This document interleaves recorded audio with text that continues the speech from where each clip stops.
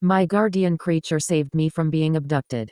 Sometimes in life, things happen that just can't be explained. Like, when you're driving at night, and a pair of headlights appear in your rearview mirror, out of nowhere, coming up on you fast. The car then goes to pass you, and nothing does. Like, hearing a baby cry, when you're home alone, and don't have any kids. Like, that remote control that you lost 2 months ago, suddenly appears on the end table, when it wasn't there before. Like, when you Never mind, you get the point. Now, what I'm about to tell you, is one of those unexplained happenings. But first, let me introduce myself. My name is Natasha. I am a 19-year-old female college student, a freshman to be exact, at a small university in Delaware, majoring in culinary arts. I have big dreams of being a chef, and owning my own restaurant. I work part-time at Chelsea's. I've been there about 6 months now. It's a small family-owned restaurant, located in a strip mall near my dorm. I'm one of the cooks. I have classes in the mornings, and I work there in the evenings, 3 to 4 times a week.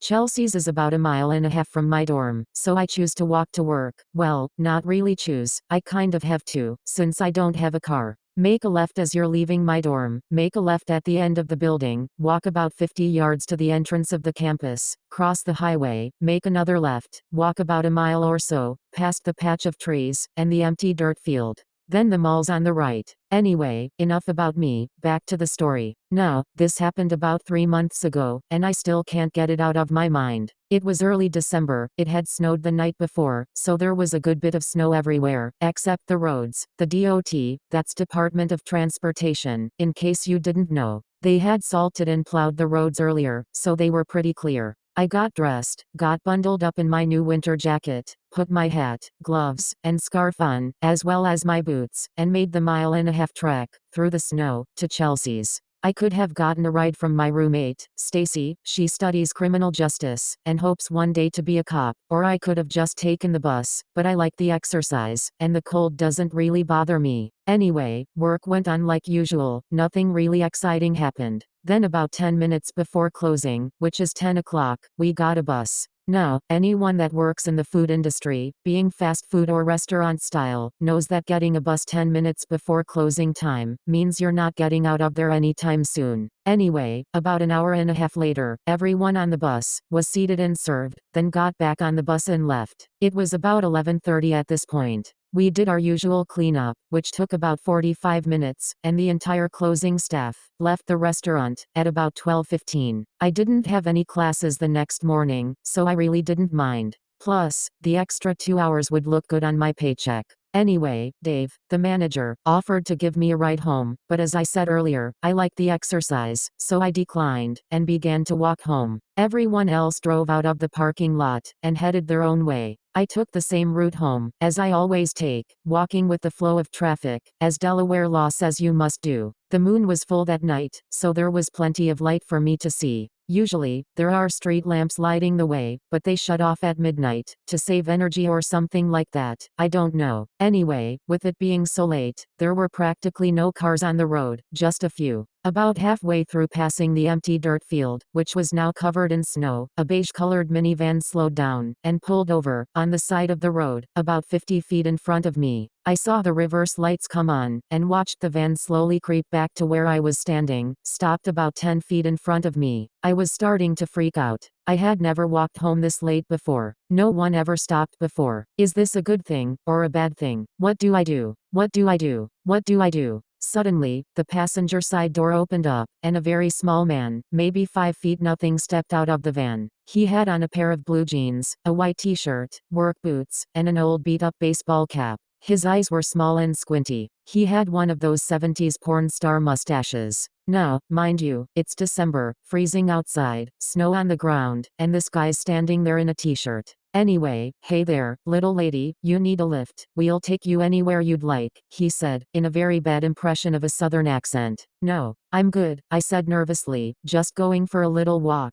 to let off some steam. "What's bothering you, girl?" he said, in that same pathetic accent, as he stepped toward me, opening the sliding door of the van. "Get in, and let's talk about it. Me and my buddy are very good listeners," he said. I wanted to run, but I knew he would catch me. I wanted to scream, but I knew no one would hear me. So, I just stood there. "No, really. I'm okay," I said more nervously, my voice cracking as I did. "But, thanks for stopping though." He just stood there. After a few seconds, his eyes grew wide, his top lip curled up, and anger consumed his face, as he quickly stepped toward me, and yelled through gritted teeth, "I am not gonna as," he started to say, stopped, and then threw himself back first, against the sliding door of the van. What the hell is that?" he said, in a trembling voice, and pointed toward the field. I thought it might be a trick, so I just stood there. Suddenly, I began to hear a low guttural growl coming from the right of me. I turned my head slowly to see this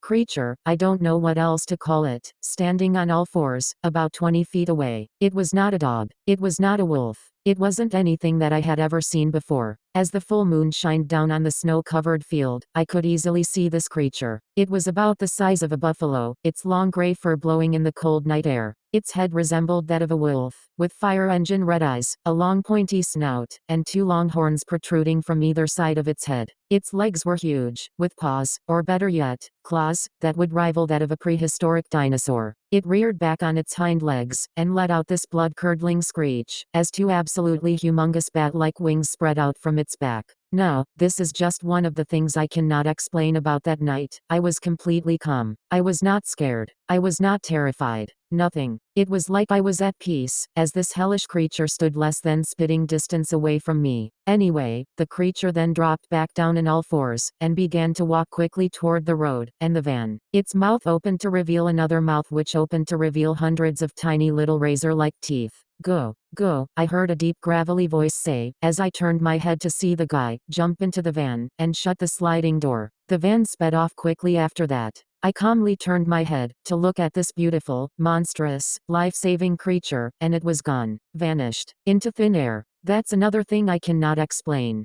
I quickly ran home, in the snow, which is not easy to do. I got to my room, and turned every light on that I could find. Somehow, Stacy stayed asleep. Anyway, I made a pot of coffee, drank it, and stayed up all night until morning came. When Stacy woke up, I told her what happened. She did not believe me. So, to prove it, we got in Stacy's car, and drove back to the spot in the field, where the creature was. And sure enough, there were huge claw imprints in the snow, several of them. I took a picture on my phone of one of the imprints. I use it as the wallpaper for my lock screen. I still live in the dorm. I still work at Chelsea's. And yes, I still walk to work, and walk home. But from that night on, I always stop about halfway through the field, and say, thank you, to my guardian creature.